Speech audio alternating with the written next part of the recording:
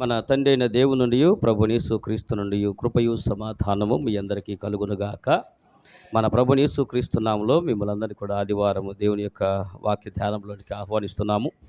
గడిచినటువంటి ఈ నెల కాలం అంతా కూడా దేవుడు తన కృపచేత మనల్ని భద్రపరిచి, సంరక్షించి, ఆదరించి, ప్రేమించి, పోషించి ఇచ్చిన క్షేమాన్ని బట్టి మనం దేవుని స్తుతించబద్దులమై ఉన్నాము కనుక యొక్క మంచిదే. దేవుని యొక్క సన్నిధానంలో దేవుని యొక్క వాక్య భాగంలోకి వెళదాం. పరిశుద్ధ గ్రంథంలో మనము అనేక దినముల నుంచి ధ్యానం చేస్తున్నటువంటి ప్రత్యక్ష గుడారం యొక్క బలిపీఠము దగ్గరికి, ప్రత్యక్ష గుడారంలోకి వచ్చాం. ఆ బలిపీఠము దగ్గర ఉన్నటువంటి కొలతల దగ్గర మనకు కాస్త గ్యాప్ వచ్చింది మనం ధ్యానం చేసుకోవడానికి. కాబట్టి మరొకసారి ఆ లేఖనాన్ని చదువుకొని కొద్ది నిమిషాలు మరలా ధ్యానం చేద్దాం. పరిశుద్ధ గ్రంథము నిర్గమకాండం 27వ అధ్యాయము 1వ వచనము నుండి, మరియు 5 మూరల పొడవు 5 మూరల వెడల్పు గల బలిపీఠమును తుమ్మకర్రతో నీవు చేయవలెను. ఆ బలిపీఠము చచ్చౌకముగా ఉండవలెను. దాని ఎత్తు 3 మూరలు. దేవుడి మాటలు దీవించునుగాక. ప్రార్థన చేసుకుందాం. చిన్న ప్రార్థన సహాయం ద్వారా ఈ వాక్య ధ్యానం చేద్దాం.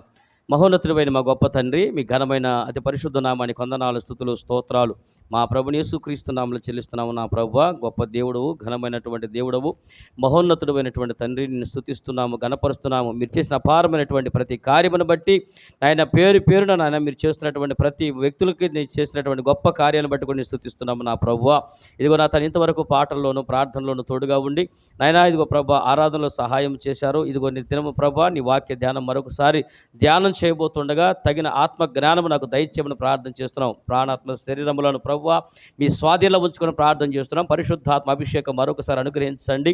అపవిత్రమైన పెదవులపై నీ అగ్ని వేసిన తండ్రి, పరిశుద్ధమైన నీ మాటలు ప్రకటించే యోగ్యత మీ కృప ద్వారా దయచేసి వినుతున్న ప్రతి ఒక్క ఆత్మలను ప్రభువా సేదతీర్చండి. వారికి అర్థమవు రీతులు మీరు బోధించండి. ఆ వాక్యం ద్వారా మీరు దగ్గరయ్యి అది వాక్యం ద్వారా ప్రజలను మీరు దగ్గర చేసుకుని మహిమ మీరు పొందుకొనొచ్చు. ఆశీర్వాదం అందరికీ దయచేయమని యేసయ్య పరిశుద్ధ నామములో అడుగుతున్నాను మా పరలోకపు తండ్రి, ఆమేన్. మంచిది. చదువునటువంటి వాక్య భాగంలో నుంచి మరి ఈ యొక్క సంవత్సరం అంతా దేవుని యొక్క కృపను బట్టి జనవరి 1వ తారీఖు నుంచి సువార్తను ప్రకటించడం మొదలు పెడితే ఈ సంవత్సరము మరి ఈ రోజు వరకు 151 సభల్లో దేవుడి యొక్క వాక్యను ప్రకటించాం. దేవునికి స్తోత్రం. మీకు సంతోషం లేనట్టుంది.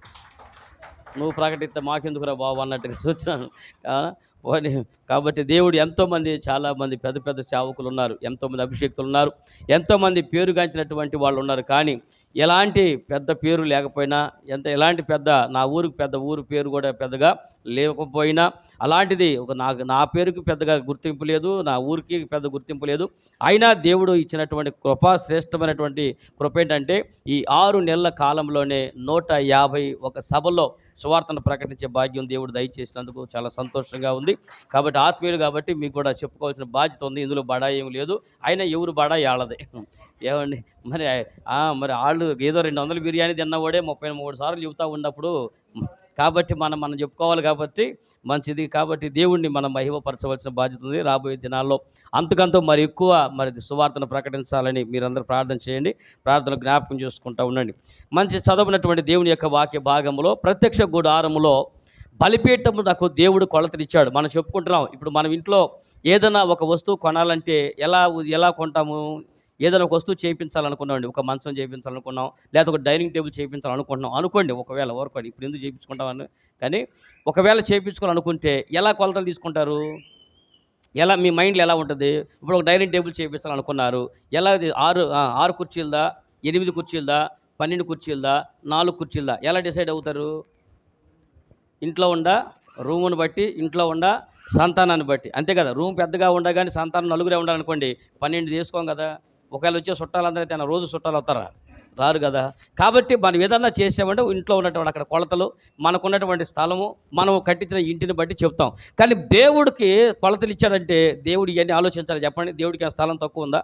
ఈ భూమి మీద దేవుడు ఒక బలిపీఠాన్ని కట్టించాడు, అలాగే ఒక ప్రత్యక్ష గుడారం చేయించాడు. ఈ ప్రత్యక్ష గుడారం వేయించడానికి చాలా ఖాళీ ఉంది. అయినా ఇన్ని మూరలే పొడవు ఉండాలని, ఇన్ని మూరలే ఎత్తు ఉండాలని, ఇన్ని మూరలే వెడల్పు ఉండాలని నిర్ణయించాడు. అంటే దేవుడు దానికి ఏదో ఒక పాట మనకి నేర్పుకుంటూ వస్తున్నాడు. అలాగుననే ప్రతి దానికి సంఖ్యాకాండం ప్రకారము, సంఖ్యాశాస్త్రం ప్రకారము ఈ లోకంలోనూ ప్రతి అంకెలకు కొన్ని ఆత్మీయ అర్థాలు ఉన్నట్టుగానే దేవుడు అంతకంటే శ్రేష్టమైన ప్రతి అంశాన్ని అంకెలు ఇమిడ్చి పెట్టారు. మనకు చాలా విషయాలన్నీ కూడా కొన్ని విషయాలన్నిటిని కూడా మీకు దాన్ని ఏమంటారంటే షార్ట్ హ్యాండ్. ఎంతమందికి వచ్చు?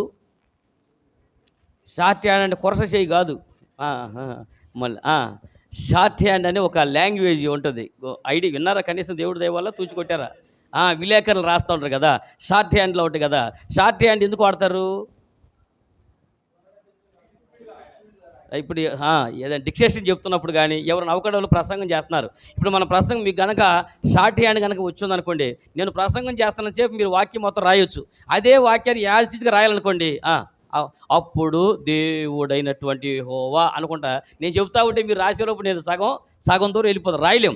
కానీ చెప్పిన ప్రతి మాటని రాయాలి అంటే షార్ట్ హ్యాండ్లో ఉంటాయి. అనగా షార్ట్ హ్యాండ్లో రాసే లాంగ్వేజ్ ఎట్లా ఉంటుందంటే అక్కడ రాయటానికి మాత్రం 2-3 లైన్లే ఉంటాయి, కానీ అందులోనే దగ్గర అరగంట ప్రసంగాన్ని 2-3 లైన్లు రాసేస్తారు. అలాగునే దేవుడు ఎంతో విషయాలు మనకు చెప్పాలనుకున్న అనేక విషయాల్ని ఆయన కూడా షార్ట్ హ్యాండ్ ఉపయోగించాడు. ఎలాగునా దేవుడు కూడా షార్ట్ హ్యాండ్ ఉపయోగించి వాక్యాలు, లేఖనాలు రాసిపెట్టాడు. ఎలాంటి షార్ట్ హ్యాండ్ అనగా అంకెల్లోనే ఆత్మీయ భావాలను. ఇప్పుడు ఒక ఉదాహరణ గుర్తు చేశాను మీకు. ఏమని? 666 ముద్ర అనేది ఉంది కదా. ఇప్పుడు ఎక్కడ ఉంటుంది ఆ ముద్ర? ఏం వెతుకుతున్నారు? ప్రకటన గ్రంథంలో 13వ అధ్యాయంలో 666 ముద్ర ఉంది కదా. ఇప్పుడు ఆ ముద్రను దేవుడు రాసి దాన్ని మీరు కనిపెట్టండి, అది ఒక మనుషుల సంఖ్య అని అన్నారు. అసలు ఆ ముద్ర అంకె ఎందుకు ఇచ్చారు చెప్పండి? 666 ముద్రని ఇచ్చారు కదా. ఈ ముద్ర ఉంది, అది ఒక మృగం యొక్క సంఖ్య, అది ఒక మనుషుని సంఖ్య. జ్ఞానము బుద్ధి కలిగినటువంటి వాడు దాన్ని ఆ సంఖ్య, మృగం యొక్క సంఖ్యను లెక్కింపనీయము అని అన్నాడు. ఇప్పుడు జ్ఞానం కలిగిన వాడు లెక్కించుకోవడం ఎందుకు? దేవుడే చెప్పేయచ్చు కదా మాటని. రాసింది ఎవరు? ఆ ప్రకటన గ్రంథాన్ని యోహాను గారు రాశారు. చెప్పింది ఎవరు? పరిశుద్ధాత్మ దేవుడు చెప్పినప్పుడు దేవుడు విఫలంగా చెప్పున్నాడు కదా ఇతనికి, నువ్వు పలానా రాయి అని. అప్పుడు యాజిటీస్గానే రాసేసి పంపించవచ్చు కదా. కానీ అలా కాకుండా 661 ముద్ర ఒక కోడ్ లాంగ్వేజ్ వాడారు. జనరల్గా కోడ్ లాంగ్వేజ్ ఎవరు వాడతారు? కోడ్ లాంగ్వేజ్ వాడలేదా? వెళ్ళావా అని అనాలనుకోండి, మా ఊర్లో ఇంతకుముందు ఈ భాష వాడేవాళ్ళు. కవే కల్లా కవా అంటేవాళ్ళు. అర్థమైందా? అంటే అర్థం ఏమైంది? మనకి బయట వాళ్ళకి అది అర్థం కాదు. తర్వాత ఏమైంది? కవే కల్లా కవ అంటే ఆ కాలు 3 తీసేస్తే వెళ్ళావా అనే మాట అర్థమైంది. వీళ్ళు ఏదో మాట్లాడుకుంటారని జనం అనుకుంటారు, మ్యాటర్ మాత్రం మెసేజ్ మాత్రం రీచ్ అయిపోతూ ఉంటుంది అనమాట. అనగా కొంతమంది మధ్య మాత్రమే కోడ్ లాంగ్వేజ్ వాడుకుంటూ ఉంటారు. అలాగే సీక్రెట్ ఏజెన్సీలు కోడ్ లాంగ్వేజ్ వాడుకుంటారు, సీక్రెట్ ఏజెన్సీలు వాడుకుంటారు, అలాగే ఇంటెలిజెన్స్ వాళ్ళు వాడుకుంటారు, అలాగే గూఢాచారులు వాడుకుంటారు, అలాగే కొంతమంది ప్రేమికులు వాడుకుంటూ ఉంటారు. కానీ మన ప్రేమికుడు ఎందుకు రాశాడు ఈ లాంగ్వేజ్? మన ప్రేమికుడు ఎవరు? పెద్దగా మనకు కూడా ప్రేమికురాలమే. మనందరం సంఘమను ప్రేమికురాలకి మన ప్రియుడు కూడా కోడ్ లాంగ్వేజ్లో రాశాడు అనమాట. లాంగ్వేజ్ ఎలా? కోడ్ లాంగ్వేజ్ ఆ లెక్కని ఎందుకు రాశాడో ఒక చిన్న మాట చెప్పి ఇప్పుడు వాక్యంలో ప్రతి విషయాన్ని ఎందుకు అలా జాగ్రత్తగా చేయాలో చూడాలి. ఏమని ఈ ప్రతి మాటలో ఇంత అర్థం ఉంటుందా? ఈ మాటకి ఇంత మనం ధ్యానం చేయాలనుకుంటాం. కానీ నేను చెప్తున్నాను, ఇప్పుడు 666 ముద్ర అనే మాట ఉందనుకోండి, ఇది ఒక మనుషుని సంఖ్య, అది మీరు లెక్కించుకోండి అని చెప్పాడు. ఎందుకు చెప్పాడంటే పద్మాసు ద్వీపంలో ఉన్నప్పుడు అరెస్ట్ అయిపోయినటువంటి సందర్భం అది. ఎవరు? యోహాను అరెస్ట్ అయ్యాడు. అరెస్ట్ అయినటువంటి ఆయన ఉత్తరం రాస్తూ ఉన్నాడు. అనగా జైల్లో ఉన్నటువంటి సందర్భం అది. ఇప్పుడు అక్కడి నుంచి ఉత్తరం రాశాడు అనుకోండి, సంఘానికి ఉత్తరం రాశాడు, లేక తన ప్రియుడైనటువంటి గాయుకు ఉత్తరం రాశాడు. ఈ ఉత్తరం బయటికి వెళ్ళాలంటే ఎవరి ద్వారా వెళ్ళుద్ది? ఈయన కాపలా కాసే సైనికులు ఉంటారు. ఈ సైనికులు చదివి ఆ తర్వాత బయటకు పంపిస్తారు. అర్థమైందా? జైల్లో ఉన్నటువంటి వారు ఎవరైనా ఉత్తరం రాస్తే ఏది పడితే రాసే అవకాశం లేదు కాబట్టి ఆ ఉత్తరం చదివి చూస్తారు. ఆ చూసినప్పుడు కనుక వీళ్ళు ఆ ప్రభుత్వానికి వ్యతిరేకంగా కనుక రాసినట్టు ఉందనుకోండి, మీరు చెప్పండి, క్రూర మృగం అనేది ఒకటి ఉంది అనేది ఎవరి గురించి సూచిస్తూ ఉంది? అంత్యకాలపు అబద్ధపు క్రీస్తుని సూచిస్తూ ఉంది. అలాంటి వాడు ఒకడు వస్తాడు, వాడు దుర్మార్గ పరిపాలన చేస్తాడు అనే మాట క్రూర మృగాన్ని పెట్టుకోకుండా డైరెక్ట్గా ఒక అంత్యదినాలు ఒక రాజు ఉంటాడు, ఆ రాజు అంటే వాడు దుర్మార్గుడు అని ఇలా పరిపాలన చేస్తాడు, ప్రజల్ని వేధిస్తాడని కనుక ఈయన డైరెక్ట్గా లాంగ్వేజ్ రాశాడు అనుకోండి, అప్పుడు ఏమయ్యేది? ఉత్తరం అక్కడే దించి పడేసేవాళ్ళు. కాబట్టి దేవుడైనటువంటి పరిశుద్ధాత్మ దేవుడు ఏం చేశాడంటే ఇతనికి కోడ్ లాంగ్వేజ్లో రాయించి పెట్టాడు. ఎవరికి అర్థం కాకూడదు? చదివేటువంటి వాడికి అర్థం కాకూడదు. ఎవరికి? దేవునికి వ్యతిరేకమైనటువంటి శక్తులు ఉన్నటువంటి వీళ్ళకి ఈ లాంగ్వేజ్ అర్థం కాకూడదు. కాబట్టి యోహాను రాశాడు సంఘానికి. వాళ్ళు చూశారు, ఏందో 666 ఏంటో 3 ఆరులు వేసాడో, ఏదో రాసుకుంటాడు, ఇక పిచ్చెక్కినట్టుంది, లోపల జైలు వేయగానే, అందుకని ఏదో నంబర్లు రాసుకుందని చెప్పి దాన్ని వాళ్ళు తెలియక దాన్ని పంపించేశారు. కానీ ఎవరి దగ్గరికి అయితే ప్రజల దగ్గరికి వెళ్ళిందో పరిశుద్ధాత్మ దేవుడు యోహానుకి ఎలాగో బోధించాడో అది చదివేటువంటి వాళ్ళ మీద కూడా పరిశుద్ధాత్మ రావటం వలన ఆ వాక్యం త్వరగా అర్థమయ్యింది. మీకు అర్థమైతే సపట్లు కొట్టండి, అర్థం కాకపోతే సపట్లు కొట్టండి. కాబట్టి ఎందుకు రాశాడంటే ఇది ఎవరికి, శత్రువైన సాతానికి వాడికి అర్థం కాకోకుండా దేవుని ప్రజలకు మాత్రం అర్థమయ్యేటట్టుగా ఆ భాషను వాడాడు. అలాగనే దేవుడు కూడా మనకు వాక్యం చెప్పేటప్పుడు కొన్ని లాంగ్వేజెస్లో ఒక సంఖ్యలో ఇలాగున్న బలిపీఠం కట్టండి అని చెప్పాడంటే ఆ బలిపీఠము ఎట్టగొట్ట కట్టమని చెప్పుకోకుండా దాని బలిపీఠము చచ్చౌకంగా ఉండవలను. అది 5 మూరలు వెడల్పు, 5 మూరలు పొడవు ఉండాలి. అలాగనే దాని ఎత్తు 3 మూరలు ఉండాలి అని చెప్పాడంటే ఈ 3 అనే సంఖ్యలో నుంచి కానీ అనేక విషయాలు మనం ధ్యానం చేసుకోవడానికి అవకాశం ఉంది. అసలు ఈ సంవత్సరం అంతా చెప్పినా కూడా 3 విషయాలు సరిపోదు, 3 అనే సంఖ్య. కానీ ఇంకా అనేకమైనటువంటి వాక్యాలు మనం ధ్యానం చేసుకోవాల్సి ఉన్నాం. కాబట్టి ఇంకొక వారంతో మనకు 3 అనే సంఖ్యను ముగించడానికి ప్రయత్నం చేస్తా. అర్థమై ప్రయత్నం మాత్రమేనండి. అలాగే గడిచినటువంటి దినాలు 3 అనేది దేవుడు పునరుద్ధానమునకు గుర్తుగా మనం చెప్పుకున్నాం. 3 అనే సంఖ్య అది యేసుక్రీస్తు ప్రభు యొక్క మరణ పునరుద్ధానం సూచిస్తూ ఉందని, 3 అనేటువంటి సంఖ్య 3వ దినమున ఫలించే వాటిని చేశాడని, వీటిని గురించి మనం గడిచినటువంటి దినాల్లో రాసుకుని ఎందుకు దేవుడు 3వ దినాలు ఎగవలసి వచ్చిన ధ్యానం చేశాం. అలాగనే 3 అనేటువంటి విషయంలో గురించి అక్కడ ప్రత్యక్ష గుడారంలోకి నువ్వు వెళ్ళగానే ఆ బలిపీఠమునకు 3 మూరలు అని చెప్పినప్పుడే నీకు నాకు ఒక విషయం తెలియాలి. ఏ విషయం అది?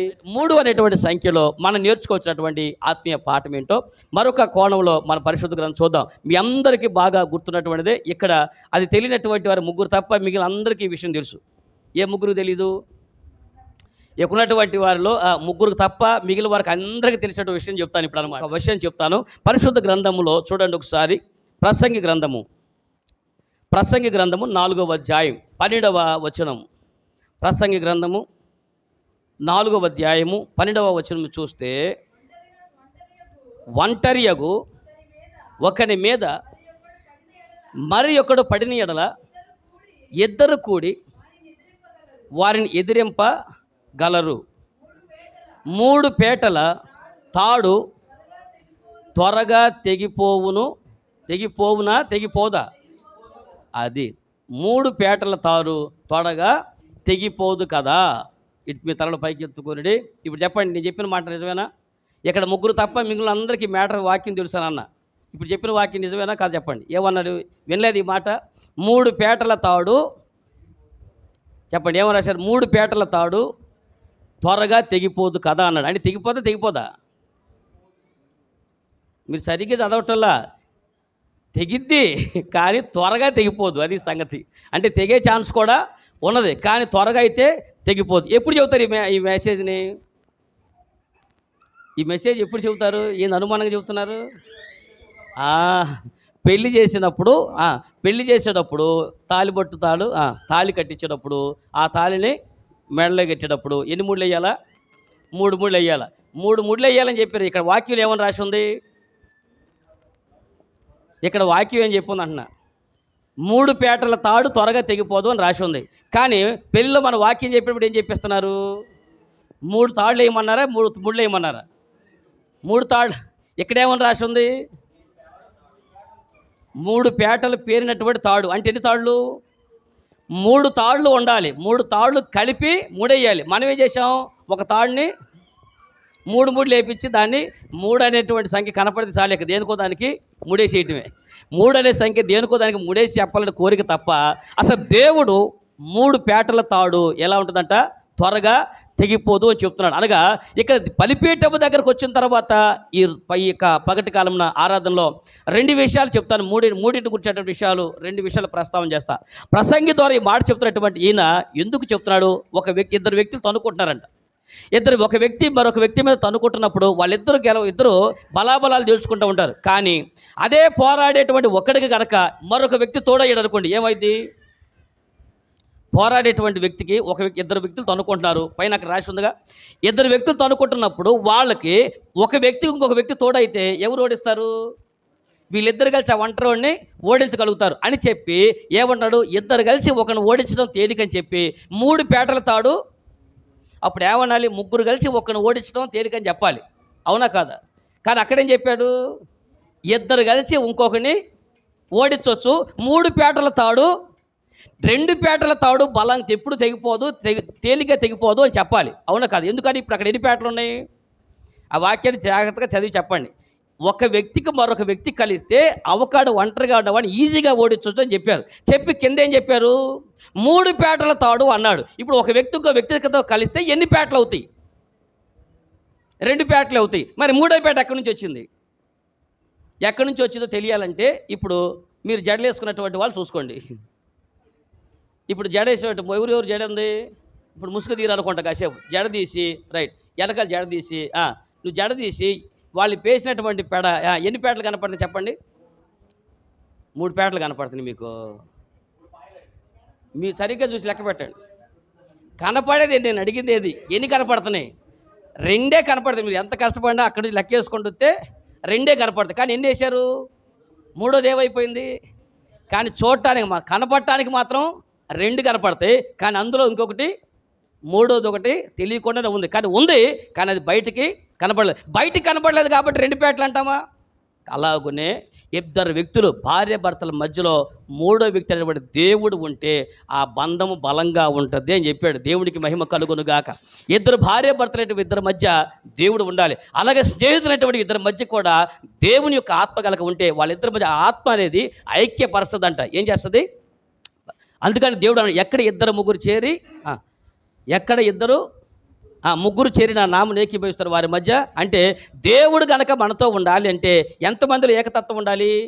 2 వ్యక్తుల మధ్య ఏకత్వం ఉంటే లేక 3 వ్యక్తుల మధ్య ఏకత్వం ఉంటే వారి మధ్య దేవుడు ఉంటాడు అని చెప్పాడు. కాబట్టి ఎప్పుడైతే మనం ఏమనుకుంటాం? 2 కలిసి ప్రార్థన చేస్తారు అనుకుంటాం. అమ్మ దేవుడు చెప్పినటువంటి మాట ఏంటంటే ఎక్కడ 2-3 చేరి నా నామమున ఏకీభవిస్తారో అనగా 2 వ్యక్తులు ఒకే మనసు ఉంటేనే దేవుడు వాళ్ళ మధ్య ఉంటాడు. అర్థమైతే చప్పట్లు కొట్టండి. కూడుకున్నటువంటి వారి మధ్య ఒకే మనసు ఉండాలి, ఒకే ఉద్దేశం ఉండాలి, ఒకే తత్వం ఉండాలి. అక్కడ మీకు అపోస్తుల కార్యములు అందరూ కూడా మీరు 2వ అధ్యాయంలో వారందరూ ఏక మనసు కలిగిన వారై ఏముంది అక్కడ? వారందరూ ఏక మనసు కలిగినటువంటి వారంటే ఎవరు? ఆదిమ సంఘం. చూడొద్దులేండి, నేను చెప్తా, గుర్తుండే వాక్యమే కానీ కొత్తగా చెబుతున్నానా?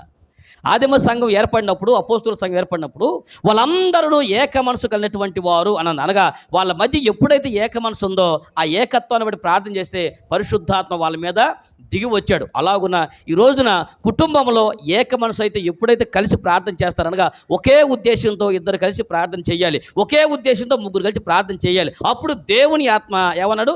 ఎక్కడ 2-3 నన్ను ఏకీభవిస్తారో అనగా ఒకే ఉద్దేశంతో ఎప్పుడైతే మనం కూడుకుంటామో అప్పుడు దేవుని ఆత్మ మన మధ్య ఉంటుంది. దేవుడికి మహిమ కలుగునుగాక. అయితే 3 పేటలను గుర్చినటువంటి చెప్పిన మాట ఏ ఉద్దేశం చెప్పాడంటే మీకు పరిశుద్ధ గ్రంథంలో ఒక సన్నివేశాన్ని మీకు గుర్తు చేస్తా. 3 పేటలటువంటి సన్నివేశం పరిశుద్ధ గ్రంథం మీరు చూస్తే అపోస్తలుడైనటువంటి పౌలు మొదటి కొరింథీ పత్రికలో, కొరింథీయులకు రాసిన మొదటి పత్రిక 13వ అధ్యాయం 13వ వచనంలో అక్కడ 3 పేటలను గురించి రాయబడి ఉంటుంది. ఆ 3 పేటలు ఏమిటో మనం బలిపీఠం దగ్గరికి వెళ్ళినప్పుడు ఏ విషయంలో జాగ్రత్తగా ఉండాలో ఏమి మనకు నేర్పిస్తూ ఉందో 3 పేటల తాడు ఏమిటో మీరు చదవండి అక్కడ. కాగా విశ్వాసము, నిరీక్షణ, ప్రేమ ఈ 3ను నిలుచును. ఏ 3 నిలుచును చెప్పండి? ఏ 3 నిలుచును? ఏమండి అక్కడ దేవుడు చెబుతున్నాడు ఏంటంటే ప్రేమను గురించి కొన్ని విషయాలు చెప్పుకుంటూ వచ్చి ప్రేమ లేని వాడైతే ఎలా అయిపోతాడు, ప్రేమ లేని ఎలా అయిపోతాడు అని చెప్పుకుంటూ వచ్చి 3 విషయాలను బలంగా ప్రస్తావన చేశాడు. ఒకటి గుర్తుపెట్టుకోండి అని. ఒకటి విశ్వాసము, 2వ పేట నిరీక్షణ, 3వ పేట ప్రేమ. ఈ 3 గనక ఉంటే 3 పేటల తాడు ఇది తెగిపోదు. దేవునితో మనకున్నటువంటి బంధము, దేవునితో మనకున్న సంబంధం ఎలా ఉండాలంటే ఎప్పుడైతే నువ్వు లోకాన్ని విడిచేసావో నీకు మొట్టమొదటి తాడు ఏముండాలంటే మీరు తాడు అనేది దేవుడితో ఎందుకు పోల్చారు అని అనబాకండి. ఎందుకంటే ఒకసారి మీ గుర్తు కూడా ఇంతకుముందు మనం వాక్యాలు కూడా చెప్పుకున్నాం. ఏమది? ఆ రోజున యెరికో పట్టణంలో ఉన్నటువంటి సందర్భంలో యెరికో పట్టణంలో రాహాబు అనేటువంటి వేశ్య ఉందండి. ఆ రాహాబు అనే వేశ్య ఇంటికి వాళ్ళు వచ్చారు కదా, వారు వచ్చారు కదండి ఇశ్రాయేలీలు. వచ్చినప్పుడు ఆమె గుర్తుగా ఏం కట్టింది? ఎర్రదారంలో తన కిటికీ కట్టి రేపు మీరు కనుక వచ్చి ఈ దేశమును స్వాధీనం చేసుకున్నప్పుడు ఈ కిటికీకి ఉన్నటువంటి దారం, ఎర్ర దారాన్ని బట్టి మీరు మమ్ములను విడిచిపెట్టాలి, మేము మీకు సహాయం చేశాను గుర్తుపెట్టుకోమని అప్పుడు రాహాబు అనేటువంటి వేశ్య వాళ్ళ దగ్గర మాట తీసుకుంది. అవునా? ఇప్పుడు చెప్పండి, అక్కడ దారము దేనికి సింబల్గా పెట్టాం? కిటికీ కట్టినటువంటి ఎర్ర దారము దేనికి? ఎరుపు అనగల మనందరికీ రక్తపు నిబంధన గుర్తుంటుంది. తాడు దేనికి పోలి కొంచెం చేస్తుంటారు? ఎరుపు రక్తం అయితే తాడు దేనికి? ఏందమ్మా ఏది అసలు తాళ్ళు? ఇప్పుడు మెడలో తాళ్ళు కట్టారు కదా, ఎందుకు? ఒక జనరల్గా మనం ఏంటంటే ఇది సాంప్రదాయం మనది కాదు కదా, దేవుడి వాక్యం లేదు కదా, కాబట్టి ఇది ఎందుకు చేస్తున్నారు, ఇలాంటి ఎదురు క్వశ్చన్లు అన్నీ చేసుకుంటూ ఉంటారు. కానీ ఆ తాడు అనేటువంటి పరిశుద్ధ గ్రంథంలో కూడా ఒక నిబంధన గుర్తుగా ఉంది. గుర్తుందండి? తాడు అనేటువంటి నిబంధన గుర్తుగా ఉంది. ఎవరు ఇప్పుడు దేవుని ఎరటువంటి వారు మంచి పని చేసినా కానీ అది మన వాక్యం లేదు కాబట్టి వాళ్ళు దేవుని ఎరగనారు కాబట్టి ఖండిస్తామని చెప్పండి. మంచి పని చేసినప్పుడు అది ఎవరైనా మనం యాక్సెప్ట్ చేయొచ్చు అండి. అలాగనే ఇది బైబిల్లో లేదు కాదు కాబట్టి తాడు అనేది ఒక నిబంధనగా గుర్తుగా ఉంది. ఆ రోజు ఒక నిబంధన చేశారు, ఏమని? మీ కుటుంబానికి ప్రమాదం రాదు. ఒకవేళ రేపు మా ఇశ్రాయేలు అందరూ వచ్చి ఈ రాజ్యంను స్వాధీనం ఎరుకోలో ఉన్న ప్రతి ఒక్కరిని మేము చంపేస్తాం, కానీ ఎవరైతే మాకు సహాయం చేశారో వారు దేవుని బిడ్డలు కాకపోయినా, అనగా ఆ రోజు దేవుని నమ్మనటువంటి వాళ్ళు కాకపోయినా వాళ్ళకు ఒక నిబంధన చేస్తున్నాము. ఇగో ఈ తాడు ఏ ఇంటి మీద అయితే ఉంటుందో, అయ్యా మేము మాకు ఒక సహాయం చేశారు మీ ఎరుకో వెళ్ళినప్పుడు, కాబట్టి మీరు ఇదే గుర్తు, ఎవరన్నా వెళ్ళండి, అందరూ వినండి. మీరు కనుక ఆ ఇంటికి వెళ్ళినప్పుడు ఏ కిటికీకైనా ఈ ఎర్రదారం కనుక కనపడితే ఆ ఇంట్లో వాళ్ళు ఏమీ చెయ్యొద్దు, ఎందుకంటే వాళ్ళు మనకు సహాయం చేశారు, మేము వాళ్ళకు ఒక నిబంధన చేసి వచ్చామని చెప్పారు. కాబట్టి నిబంధనకు గుర్తుగా ఎర్రతాడు కట్టబడి ఉంది. కాబట్టి ఇప్పుడు మనం ఏం చేస్తున్నామంటే కొంచెం రంగు మార్చేసి ఎరుపు తీసి, చెప్పండి మన నిబంధన ఏది ఇది? ఇప్పుడు ఎరుపు తీసి పసుపు తాడు పెట్టాడు. కాబట్టి తాడు మాత్రం కామనే. దేవుడు తాడు ఒక బంధానికి గుర్తుగా పెట్టాడు. తాడుతో ఒక బంధాన్ని బలపరిచే బంధము, కట్టివేసే బంధము. కాబట్టి ఒక పరిస్థితుల మధ్య దేవుని ఆత్మ ద్వారా కట్టివేసే బంధానికి ఒక తాడుని ఎలాగున బంధాన్ని గుర్తుగా పెట్టారో నిబంధనకు గుర్తుగా ఒక తాడు పెట్టారు. అలాగునే ఇప్పుడు దేవునితో కూడా మనకి 3 పేటలు కలిగి ఉండాలండి. ఏమిటా 3 పేటలు? బలిపీఠం దగ్గర పెట్టినటువంటి ఇది 3 పేటల తాడు త్వరగా తెగిపోదు. కాబట్టి దేవునితో మన బంధం బలంగా ఉండాలంటే 3 పేటలు ఉండాలి. ఆ మొదటి పేట ఏంటంటే 1 విశ్వాసము, 2 నిరీక్షణ, 3 ప్రేమ. ఎందుకు చివరిలో ప్రేమ పెట్టారు? చివరిలో ఈ 3 పేటల గురించి నేను మీకు ఎక్కువగా చెప్పాల్సిన విషయం లేదేమో అనుకుంటున్నాను. ఎందుకంటే మొదట దేవుడితో మనకున్నటువంటి విశ్వాసము సడలిపోకుండా చూసుకోవాలి. ఈ రోజున బలిపీఠం దగ్గర రాగానే మనకు తెలియాల్సిందంటే ఈ 3లో మొట్టమొదటి నువ్వు దేవుని విశ్వాసం ఉంచేటువంటి ఈ విశ్వాసము పరిస్థితులు ఎలాంటి పరిస్థితులు వచ్చినా, ఎలాంటి పరిస్థితులు ఎదుర్కొంటా ఉన్నా సరే బలిపీఠము దగ్గర నేర్చుకున్నవాడు ఎవరైనా గుర్తుపెట్టుకోండి, బలిపీఠము అనుభవం ఉన్నటువంటి వారు ఎవరైనా పరిస్థితులు ఎలాగూ వచ్చినా సరే తన విశ్వాసం నుంచి మాత్రము తొలగిపోడు. మీ అందరికీ బాగా గుర్తున్న మరొక వ్యక్తిని గుర్తు చేస్తాను, మీరు గుర్తుపెట్టుకోండి. బలిపీఠంతో బాగా సంబంధం ఉన్న వ్యక్తి, నిత్యము బలిపీఠం దగ్గర బలి అర్పించే వ్యక్తి, నిత్యము తన బిడ్డల కొరకు, నిత్యము తన కుటుంబం కొరకు, నిత్యము తన కొరకు బలిపీఠం దగ్గర బలి అర్పణ చేసే ఒక వ్యక్తి, ఆ బలిపీఠం ద్వారా అతను నేర్చుకునే విశ్వాసం ఏమిటో యోబు గ్రంథం 2వ అధ్యాయం 9వ వచనం మీరు చూడండి ఒకసారి. యోబు గ్రంథము 2వ అధ్యాయం 9వ వచనం మీరు చూస్తే ఆ విశ్వాసం ఎలాంటిదో, బలిపీఠం అతనికి నేర్పిన పాఠం ఏమిటో మీరు చూడండి ఒకసారి. రాయబడి ఉంటుంది అక్కడ, అతని భార్య వచ్చి నీవెంకను యథార్థతను వదలకుండా ఉంటావా? దేవుని దూషించి మరణము కమ్మనెను. అందుకతడు ఎవరు మాట్లాడినట్టు? మూర్ఖురాలు మాట్లాడినట్టుగా నీవు మాట్లాడవద్దు. మనము దేవుని వల్ల మేలు అనుభవించదుము కానీ కీడు మనము అనుభవించ తలలు పైకెత్తుకొనిడి.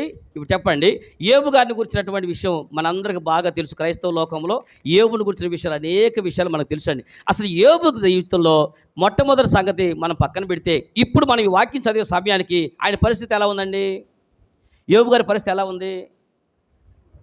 ఏం చూడలేదా?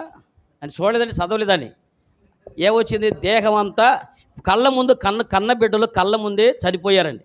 బిడ్డలందరూ చనిపోయారు. ఆస్తులు కోట్ల రూపాయల ఆస్తులు మేబీ అవన్నీ కళ్ళ ముందే బూడిదైపోయినాయండి. ఒక పక్క ఆస్తి వెళ్ళిపోయింది, ఇంకొక పక్క బిడ్డలు చనిపోయారు. ఒక్క బిడ్డ కూడా లేకోకుండా తన ముసలితల వృద్ధాప్యులు ఆదుకునేటువంటి బిడ్డలు కళ్ళ ముందే కాటికి చేరిపోతూ ఉంటే ఏం చేయలేక చూస్తూ ఉన్నాడు. ఒక దినమందే పిల్లలు చనిపోయారు, ఒక దినమందే ఆస్తులు పోయినాయి. సరే ఎంత పోయి మనిషి అన్న ఆరోగ్యంగా ఉండాలంటే అదే దినంలో తర్వాత ఏమైపోయింది? అతని ఆరోగ్యం కూడా పోయింది. ఇప్పుడు చెప్పండి, ఇలాంటి ఒక వ్యక్తికి ఎప్పుడన్నా దేవుడి మీద విశ్వాసం ఉంటుందా? చెప్పండి. అసలు మనకు 4 లక్షలు అప్పు ఉంటేనే ఏం దేవుడు అండి? మాయదారి దేవుడు. అసలు దేవుడు ఉండాలంటావా? ఊరుకో, దేవుడు లేడు ఎవరు అంటావు. ఏమండి, అయిన వాడిని ఎవరు అన్నటువంటి అటువంటి వాడిని ఎవరన్నా ఒక్కళ్ళు పోగొట్టుకుంటే ఏమండి, కరెక్ట్గా మన వాళ్ళు ఎవరైనా పోయారు అనుకోండి, వెంటనే ఊరుకో, ఏం దేవుడు ఉంటే ఇలాంటి మంచోడిని ఎందుకు తీసుకుంటాడు, ఇలాంటి వాడిని ఎందుకు తీసుకుపోతాడు అని వెంటనే మన విశ్వాసంలో పోతాం. ఏమండి, మన వాళ్ళు ఎవరైనా సొంత వాళ్ళు పోయినా విశ్వాసం పోద్ది, మన ఆస్తిపాస్తులు వెళ్ళిపోయి అప్పులు పోలైనా విశ్వాసం వెళ్ళిపోద్ది. అంతేకాదు దేహంలో రాగం ఉందనుకోండి, ఏమంటాం చెప్పండి? దేహంలో ఒక రోగం వచ్చిందనుకోండి, ఎంతో ప్రార్థన చేసి చేసి చేసి చేసి అనేక సంవత్సరాలు ప్రార్థన చేసిన వాడికి టక్కుమని షుగర్ రోగం వచ్చిందనుకోండి, ఏమంటాడు? ఏ ప్రార్థన చేయకుండా హాయిగా తాగి తిరుగుతున్న వాడేమో ఎగిరి గంతేస్తున్నాడు. ఏమండి? ప్రార్థన అంటే లేదు, వాక్యం అంటే లెక్కలేదు, దేవుడు అంటే భయం లేదు. 24 గంటలు కష్టపడి సంపాదించిన సొమ్ము అంతా ఎత్తుకెళ్ళి వాడి సొమ్ము వాడు పెట్టి వాడు తాగితే తాగాడు, వాడి ఇష్టం, మనకేం చెబుతాను. కానీ తాగేసినటువంటి వాడు విస్తలుడిగా తిరిగేవాడేమో ఆరోగ్యంగా బతుకుతున్నాడు. దేవుని కొరకు దేవుడు దేవుడు అనుకుంటే పుట్టిన కానించి దేవుడు దేవుడిని బతికేటువంటి అనేక మంది జీవితాల్లో కుటుంబాల్లో సమస్యలు, కుటుంబాల రోగాలు, కుటుంబాల కష్టాలు, కుటుంబాల అనేక విధమైన బాధలు. ఇప్పుడు మీరు చెప్పండి, ఇలాంటి వాడికి ఎలా ఉంటుంది చెప్పండి? ఏమనుకుంటాడు?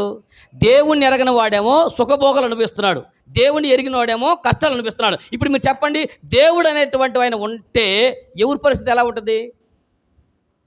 మనసులో మాట చెప్పండి, అబద్ధం ఆడబాకండి. ఆదివారం నిజంగా ఇలాంటి పరిస్థితుల్లో మనబోటోళ్ళు ఎవరన్నా ఉంటే మన పరిస్థితి ఎలా ఉంటుంది? విశ్వాసం నిలబడగలుగుతామా చెప్పండి? కళ్ళ ముందు ఇలాంటి పరిస్థితి ఉంటే మనకు అంత జరగవసరం. యోబులాగా ఇంక ఎవ్వరికి జరగల.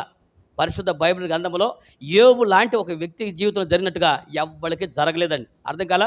ఎందుకంటే మీరు అబ్రహాం చూడండి, ఇస్సాకు చూడండి, యాకోబు చూడండి, వాళ్ళు ఎన్నో బాధలు పడ్డారు. కానీ యోబు లాంటి బాధలు ఎవరో చెప్పండి? ఎవరు? కానీ మీరు చూడండి, అబ్రహాము కానీ, ఇస్సాకు కానీ, యాకోబు కానీ, వీళ్ళు మాయరోగం వచ్చింది ఎవరికండి? ఎవరికైనా రోగాలు వచ్చినాయా? వీళ్ళు ఆస్తిపాస్తులు పోగొట్టిన ఎవరు చెప్పండి? వీళ్ళు ఆస్తిపాస్తులు పోగొట్టుకుని ఎవరైనా ఉన్నారా? వీళ్ళ ఎవరికి ఆస్తులు పోలా, వీళ్ళ ముగ్గురికి ఆరోగ్యము పోలా. పోనీ వీళ్ళ ముగ్గురులో బిడ్డలు పోగొట్టుకున్న వాళ్ళు ఎవరండి? అబ్రహాము బిడ్డలు పోయారా? ఏమండి? ఇస్సాకు బిడ్డలు చనిపోయారా? యాకోబు బిడ్డలు చనిపోయారా? ఇప్పుడు మీరు చెప్పండి, వీళ్ళ ముగ్గురికి అబ్రహాము, ఇస్సాకు, యాకోబులుగా విశ్వాస జీవితానికి పునాదులు ఉన్నటువంటి వీళ్ళ ముగ్గురు జీవితాల్లో ఇవేమీ జరగలేదండి. కానీ యోబు జీవితంలోనే మీది భక్తులు ఎవరి జీవితాన్ని చూడండి, యోబుకు జరిగినట్టుగా మరి ఎవరికి అలాంటిది జరగలేదు. కానీ అయినా కూడా శత్రువైనటువంటి సాతాన్ని ఓడించి దేవుడిని తలెత్తుకున్నట్టు చేశాడు. దేవుడికి స్తోత్రం కలుగును గాక. అపవాదిని ఓడించి ఏమండి, ఆడే వేటగాడు అనుకుంటే వేటగాడిని వెంటాడాడిన. వేటగాడికే వేట అంటే ఏంటో చూపించండి. ఎవడు? అపవాదే వేటగాడు, వేటాడేటువంటి వాడు. ఆ వేటగాడికి వేట అంటే ఏంటో చూపించి అతన్ని తరిమి కొట్టి విశ్వాసం వీరుడుగా చరిత్రలో నిలబడిపోయాడు. కారణం ఏంటి తెలుసండి? ఇతను ఎంత విశ్వాసములకు కారణం ఏంటంటే, మీరు ఆ యోబు గ్రంథం మొదటి అధ్యాయం మీరు చూస్తే అతడు ప్రతి దినము లేచి తన పిల్లల నిమిత్తము తన నిమిత్తము బలిపీఠం దగ్గర బలి అర్పించేవాడంటే. దేవుడికి మహిమ కలుగును గాక. అంటే ఈ విశ్వాసం ఎలా వచ్చింది ఇతనికి?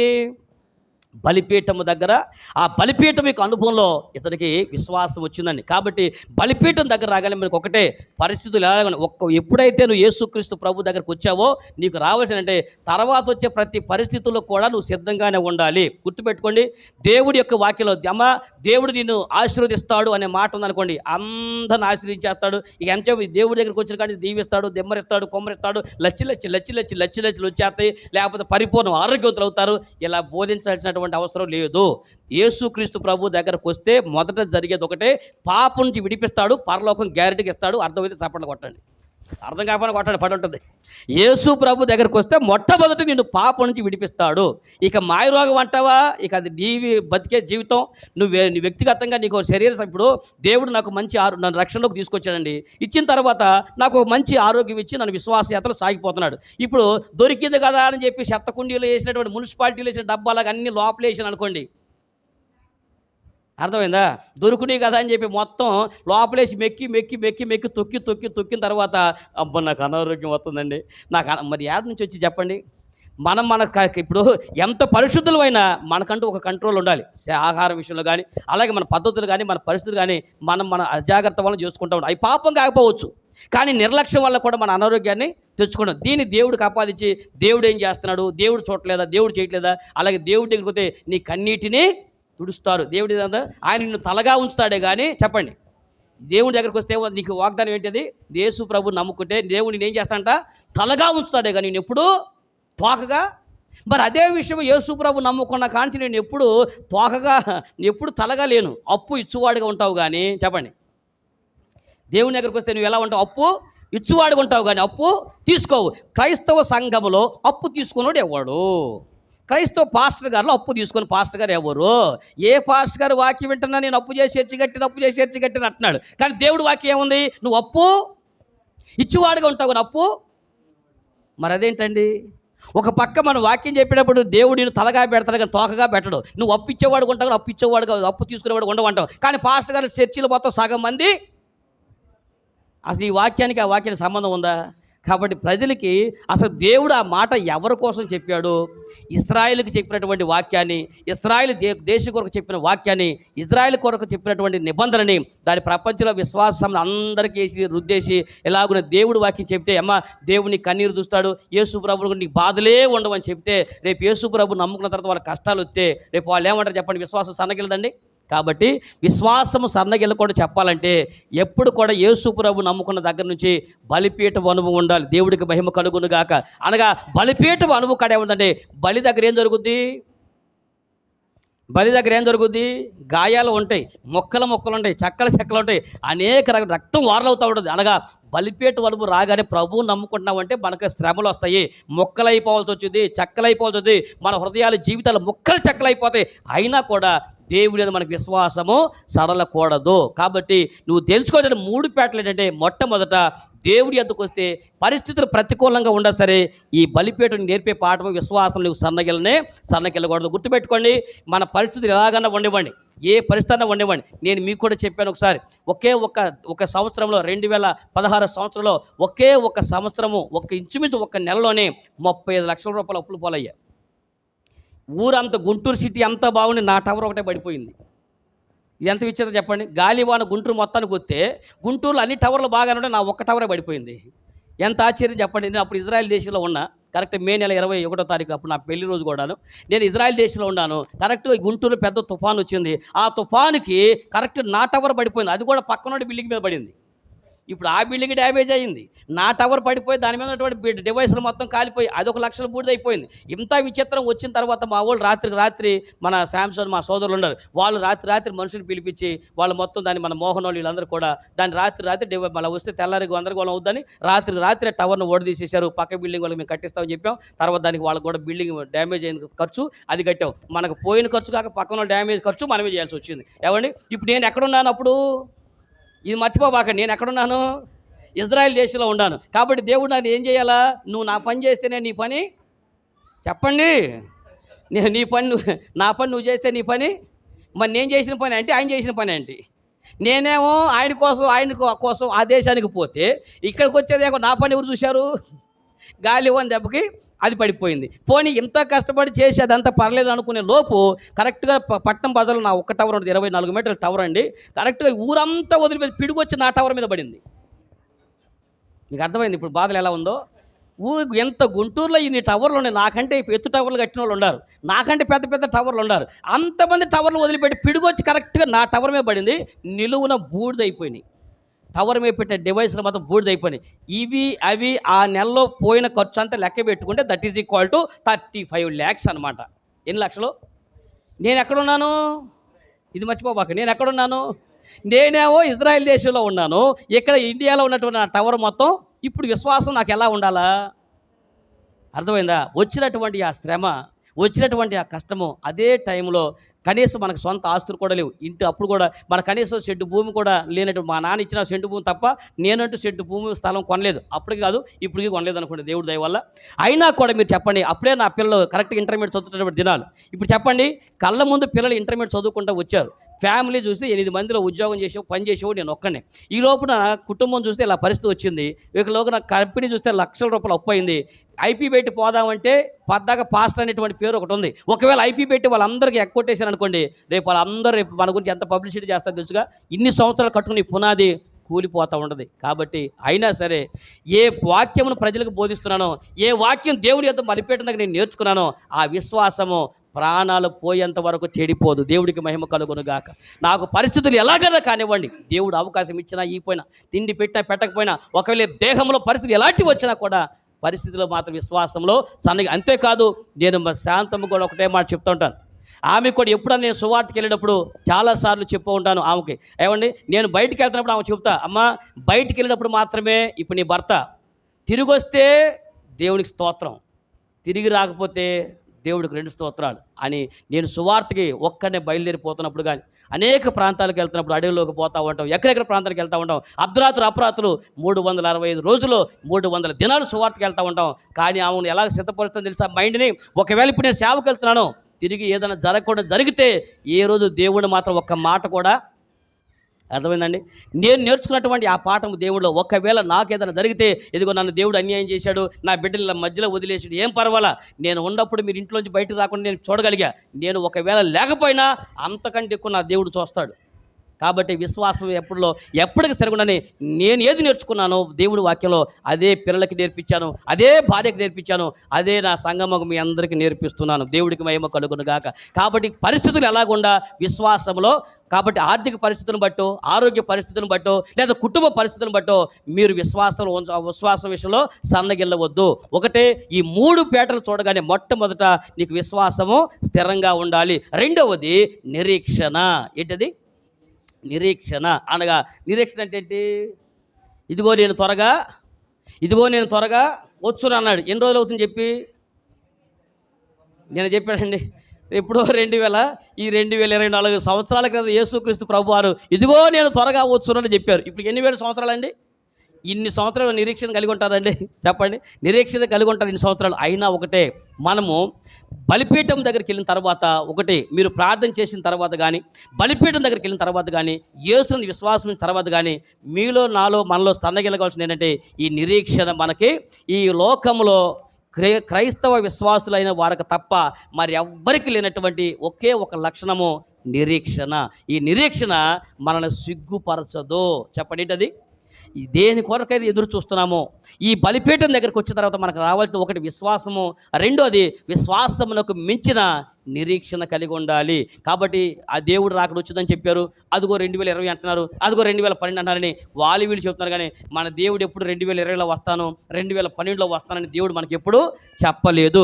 యేసుక్రీస్తు ప్రభు రాకడ జరిగేటప్పుడు ఆయన మనకు చెప్పింది ఒకటే, పరిస్థితులు అన్నీ ఎలాగ ఉంటాయో, భౌగోళిక పరిస్థితులు, రాజకీయ పరిస్థితులు, సామాజిక పరిస్థితులు ఎలాగుంటాయో దేవుడు మనకు ఆ విషయాలు చెప్పాడే తప్ప ఫలానా సమయంలో వస్తారనే విషయాన్ని చెప్పలేదు. కానీ ఎవరో మన క్రైస్తవ సంబంధించిన ఒక వ్యక్తులు, అనగా వాళ్ళు దేవుడు బైబిల్ తెరిచి తెలియనటువంటి కొంతమంది వాళ్ళు ఏదో ఒక ప్రకటన చేస్తారు, ఇదిగో 2000లో అంతమైపోతుంది, 2012 అంతమవుతుందని ఎవడో చెప్తే ఈ టీవీ ఛానల్ పెద్ద వీళ్ళకి ఏదో క్రైస్తవుడు బైబిల్ రాసినట్టు, వీళ్ళు బైబిల్ చదివేలే చచ్చేది లేదు, బైబిల్ చదవరో పాడు లేదు, వీళ్ళు ఏం చేయకోకుండా ఎవరో చెప్పిన మాటలు తీసుకుని, ఇదిగో క్రైస్తవులు చెప్పారు 2020లో అంతమవుతుందంట, బైబిల్ తప్పు అంటారు. నీ బైబిల్ చెప్పిందిరా?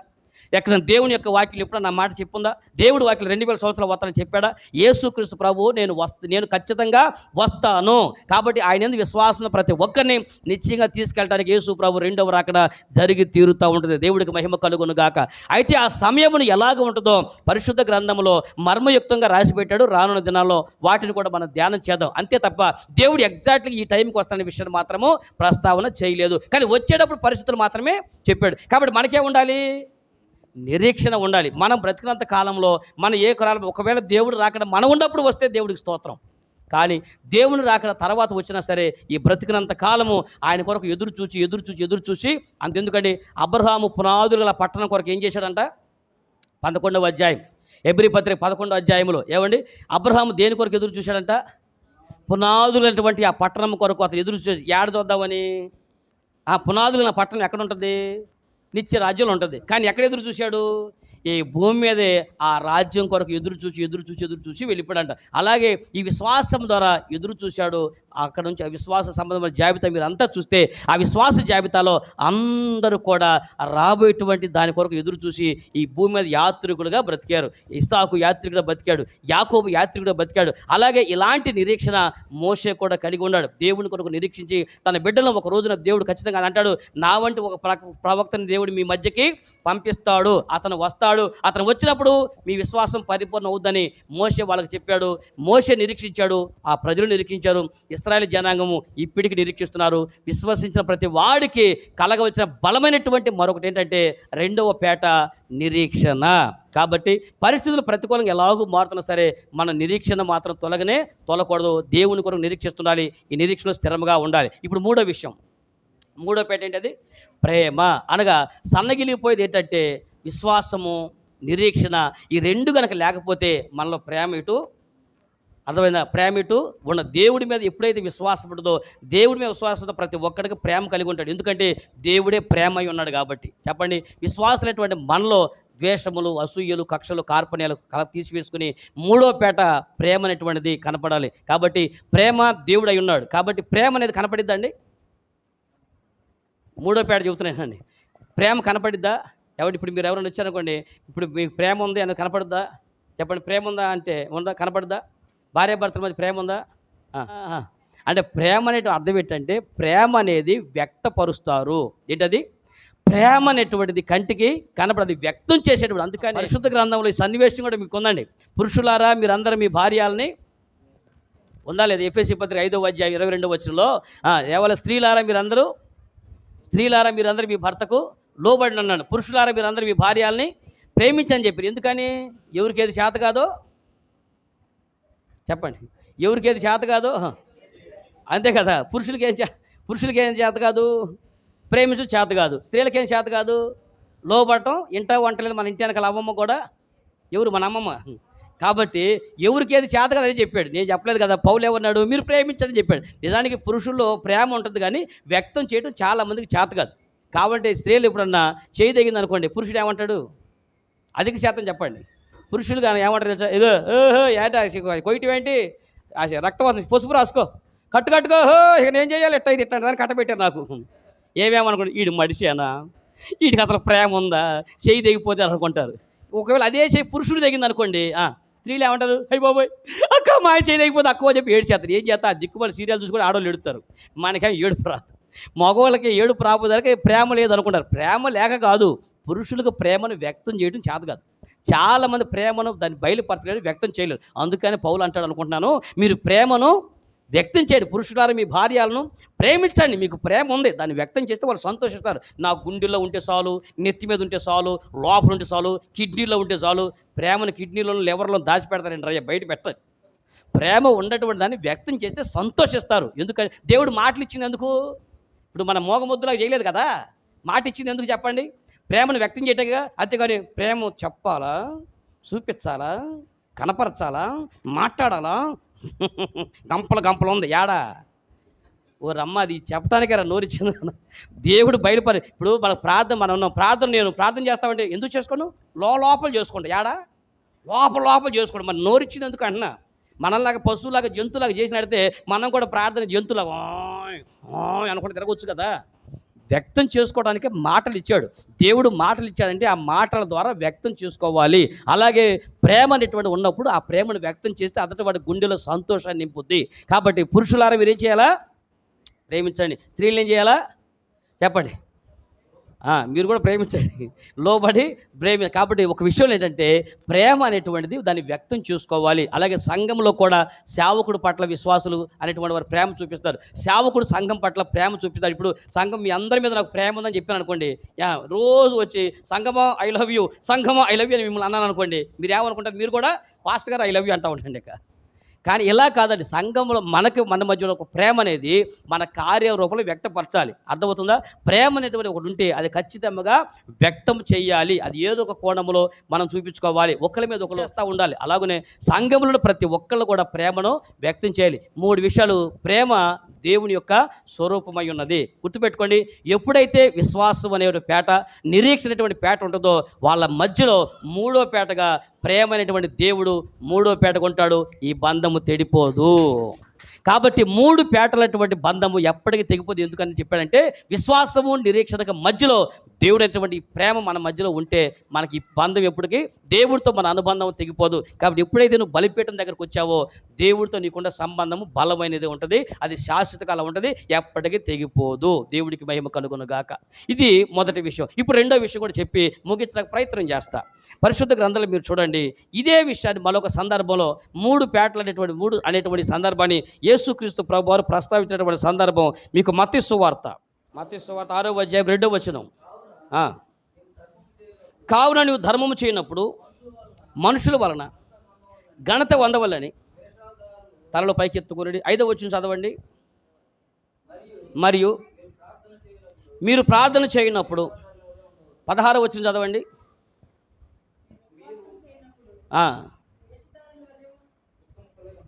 తలలో పైకెత్తుకుని యేసుక్రీస్తు ప్రభువారు ఒక రోజున ఈ ప్రసంగం చేస్తున్నటువంటి సందర్భం అనగా మత్తయి సువార్త 5వ అధ్యాయం కాడి నుంచి కొండ మీద ప్రసంగమే. 5వ అధ్యాయం కాడి నుంచి 8వ అధ్యాయం వరకు కొండ మీద చేసిన ప్రసంగంలో ఇప్పుడు ఈ 6వ అధ్యాయంలో యేసు ప్రభువు ఒక స్పష్టమైనటువంటి ఈ అధ్యాయంలో 3 విషయాల గురించి చెప్పారండి. మీరు ఆ అధ్యాయం మొత్తం చదువుతూ ఉన్నారు, మళ్ళీ చదవండి. ఇక్కడ 3 విషయాలు ప్రత్యేకించి చెప్పాడు. ఏంటది? 1, నీవు ధర్మము చేయనప్పుడు. 2, నీవు ప్రార్థన చేయనప్పుడు. 3, నువ్వు ఉపవాసము చేయనప్పుడు. ఎందుకని 3 విషయాలు చెప్పాడు? బలిపీఠం దగ్గర ఉండే 3 విషయాలు బలమైనటువంటి ఆయుధాలుగా నీకు ఉండాలి. నీవు నేను అనుకరించవలసినటువంటి 3 విషయాలు ఉన్నాయి. అది 1, నీవు ధర్మం చేసేటప్పుడు. 2, నీవు ప్రార్థన చేసేటప్పుడు. 3, నీవు ఉపవాసం చేసేటప్పుడు. ఈ 3 విషయాలు ఇంకొకటి పోలిక చేసి చెప్పాడు. అవునా కాదా? ఈ 3 విషయాలు నీవు అయితే ధర్మం చేయనప్పుడు అన్నాడు. ఎవరిలాగా ఉండొద్దు అన్నాడు? వేషధారులు ధర్మం చేసినట్టు నువ్వు ధర్మం చేయొద్దు అని అన్నాడు. చెప్పండి, ధర్మం ఎలా చేయాలి? ధర్మం ఎలా చేయాలి? ఇప్పుడు నేను ఇంకో మాట గుర్తేస్తా. ఇప్పుడు దేవుడు కానుకేస్తాం కదా, అందరూ చూసేటే చూడకుండా ఇయ్యాలా? ఎవరు చూడకోకుండా? అసలు ఉందా బైబిల్ ఎక్కడన్నా మాట? చూడకుండా ఇవ్వాలి కానుక. దేవుని కానుక చూడకుండా ఇవ్వాలా? అసలు రాసి ఉంది ఎక్కడన్నా అంటున్నా. ఎవరి దేవుడి కానుకని ఎవరు చూడకుండా, ఎవరు చూపించకుండా. కొంతమంది సార్ నేను ఇచ్చిన సంగతి ఎవరికి చెప్పకూడదండి. ఏంటంట, నేను కనుక దేవుడికి వెళ్తే అమ్మ ఇదిగో కానుక ఎత్తుకొచ్చి కొంతమంది ఇస్తూ ఉంటారు చర్చలు. ఇదిగో ఇది ఎవరికి చెప్పొద్దు. ఎందుకంటే మనం చేసింది తెలియాల్సిన అవసరం లేదు. అవునా? అంత నీ ఇష్టమేనా? దేవుడికి అంటే ఇష్టం లేదా? పోనీ వాక్యంలో చూపించాను ఒక వాక్యం. మీరు దేవుడికి కానుకేసేటప్పుడు ఎవరికి చూడకుండా వెయ్యాలి అనే విషయం ఎక్కడ బైబిల్లో ఉందా? ఒకవేళ నేను అన్నిసార్లు చదివి నాకు కనపడలేదు. ఒకవేళ మీరు చదివితే చెప్పండి, సరిదిద్దుకోండి, తప్పే ఉంది. ఇప్పుడు ఒకవేళ నేను పరలోకం నుంచి దిగొచ్చిన దేవదూతలు కాదు కదా. ఒకవేళ ఈ లోకంలో నేను నేర్చుకున్నటువంటి వాక్యం, నేను చదువుకున్న వాక్యం, ఒకవేళ ఏదో నేను మిస్టేక్ చేసి ఉంటే, ఒకవేళ అది వల్ల మిస్టేక్ ఉంటే చెప్తే సరి చేసుకుంటా. ఇప్పుడు దాంట్లో మీరు ఎక్కడన్నా రాసి ఉందా దేవుడు కానుకేసినప్పుడు చూడకుండా ఇయ్యొద్దని? కానీ ఇక్కడ ఏమో రాసి ఉంది? నీవైతే ధర్మము చేయనప్పుడు నీ ధర్మము రహస్యమని తండ్రి మాత్రం చూస్తున్నట్లుగా నీ కుడి చేతితో చేసేది ఎడం చేయికి తెలియకూడదని రాసి ఉంది ఇక్కడ. ఇప్పుడు చెప్పండి, ధర్మం చేసేటప్పుడు రాశాడా, కానుకేసేటప్పుడు రాశాడా? మీరు దేవుడికి ధర్మం చేస్తున్నారా? దేవుడికి వేసేదాన్ని ఏమంటారు? ధర్మం అంటే అర్థం ఏంటి? నీవు ఎవరికన్నా సహాయం చేస్తే దాన్ని ధర్మం అంటారు, దేవుడికి ఇచ్చేదాన్ని కానుక అంటారు. ఇప్పుడు దేవుడు రహస్యంగా దేని చేయమన్నాడు? ధర్మాన్ని చేయమని. అందుకని నువ్వు ఎవరికన్నా ఏదైనా ఇస్తే అది రహస్యంగా చెయ్యి, ఊరందరి ముందు బోర వేసుకోబాకన్నాడు. మనం ఏం చేస్తాం? ఊరందరి ముందు శాలువాలు కప్పి పంచుల షాపు అని ఊరందరికీ చెప్పేస్తూ ఉంటారు. ఇదిగో పలానా వాళ్ళకి వస్త్రాలు పంచుతున్నాం, పలానాలకు అన్నదానం చేస్తున్నాం. జనాలకి చెప్పేటువంటి రహస్యంగా చేయమన్న కార్యాన్నేమో బోరేసి మరి చెప్తున్నాం. ఏం పర్వాలేదు, పబ్లిక్గా చేయండిరా బాబు. వృద్ధరాలన్నటువంటి ఆవిడ 2 కాసులు వేసినట్టుగా దేవుడి ముందే కనబడిందంటే అది మాత్రం ఊరంతా రహస్యంగా గాలి అడుగుతామో డబ్బులకి ఇలాగనే చేస్తూ ఉంటారు. అసలు ఎక్కడ ఉంది వాక్యంలో లేని దాన్ని అలా తీసుకొచ్చి సార్వత్రిక సంఘానికి అంటగట్టేశారు. అంతెందుకు, ఆదిమ సంఘం అపోస్తుల సంఘం ప్రారంభించబడినప్పుడు వారు స్థిర చర ఆస్తులు అమ్మిని వాటి వల్ల తెచ్చి అపోస్తుల జేబులో పెట్టారా? అపోస్తుల పాదముల యొద్ద పెట్టాను అని రాసి ఉన్నది. ఏం చేశారంట? 2వ అధ్యాయం అపోస్తుల కార్యక్రమం 2వ అధ్యాయంలో వారు స్థిర చర ఆస్తులు అమ్మిని వాటి వల్ల తెచ్చి అపోస్తుల పాదాల దగ్గర పెట్టారు. ఇప్పుడు చెప్పండి, ధనం ఎక్కడ పెట్టారు? ఎత్తుకొచ్చి కాళ్ళ కాడ పడేశారు. కనపడితే కనపడదా? ఇలా పెట్లో పెట్టారా? కాళ్ళ కాడ పడేశారు. అంటే అర్థం ఏంటంటే దేవుడు చెప్తున్నటువంటి ఈ కార్యం, ఇక్కడ విషయం మనము ధర్మం చేసేది మాత్రమే రహస్యంగా చెయ్యండి అని చెప్పాడు. మీరు గుర్తుపెట్టుకోండి, ఇక్కడ 3 విషయాలు మనకు ప్రస్తావన చేయబడింది. 1, ధర్మం చేసేటప్పుడు. 2, ప్రార్థన చేసేటప్పుడు. 3, ఉపవాసం ఉన్నప్పుడు. ఈ 3 విషయాలు వేరే వాళ్ళతో పోల్చి చేస్తూ ఉన్నాడు. ప్రార్థన చేసేటప్పుడు అని చెప్పి ఒక సొంకర ప్రార్థన చేశాడు. ఎలాగనా? ప్రభువా నేను నీకు ఎన్ని ఇస్తున్నాను ప్రభువా, నీకు ఎంత ఇస్తున్నాను ప్రభువా అని ఇతను చెప్పినటువంటి చేసిన దాన్ని పక్కనతో పోల్చి చెబుతున్నాడు. ఆడికిలాగా నేను చేయలా, ఎలాగనా నేను ఈడికిలాగా పాపం చేయలా, ఈడికిలాగా పాపిష్టి వేషాలు వేయలా అని ఇంకోటి పోల్చి చెప్తున్నాడు. కానీ అలా కాకుండా యువకుడు ఇలా ప్రార్థన చేశాడు, నేను తప్పు చేసిన పశ్చాత్తాపంతో ప్రార్థన చేస్తూ ఉన్నాడు. కాబట్టి ఇక్కడ 3 విషయాలు మనకు తెలియాల్సింది ఏంటంటే, నువ్వు ఎప్పుడు కూడా ఉపవాసం చేసేటప్పుడు కానీ ఎలాగునా మనం ఉపవాసం చేసేటప్పుడు ఎలా ఉంటాం? మొఖమంతా ఒక్క పూట ఉపవాసం ఉంటే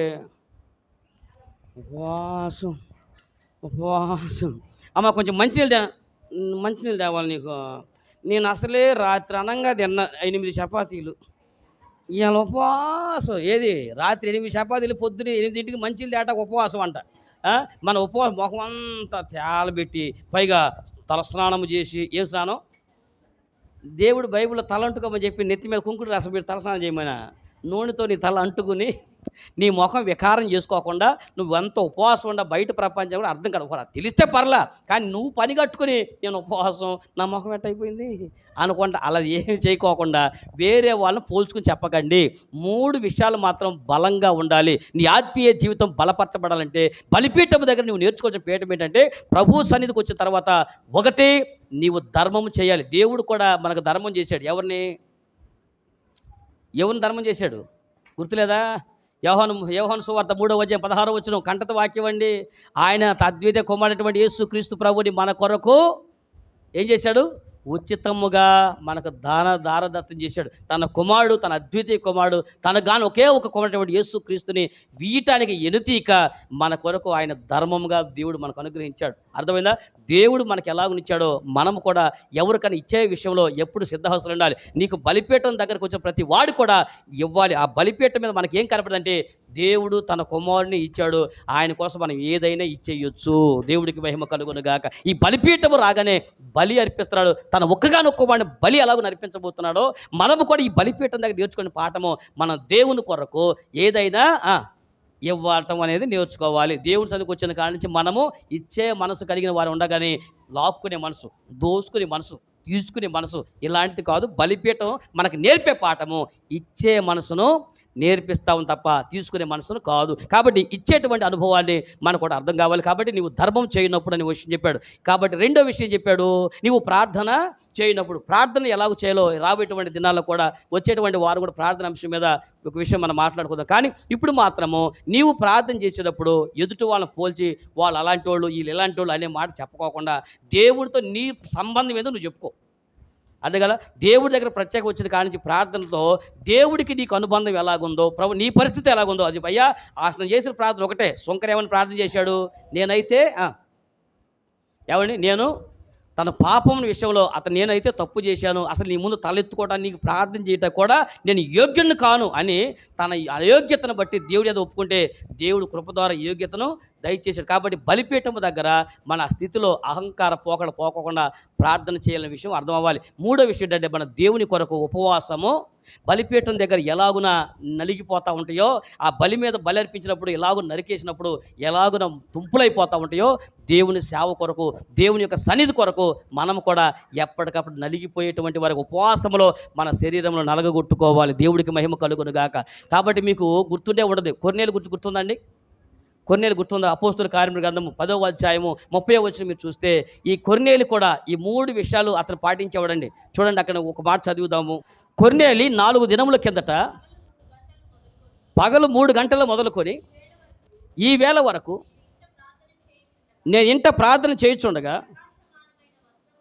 ప్రకాశమానమైన వస్త్రములు ధరించి నా ఎదుట నిలిచి, కొర్నేలి నీ ప్రార్థన వినబడిను, నీ ధర్మకార్యములు దేవుని సముఖమందు జ్ఞాపకముంచబడి ఉన్నవి కనుక మీరు చూడండి.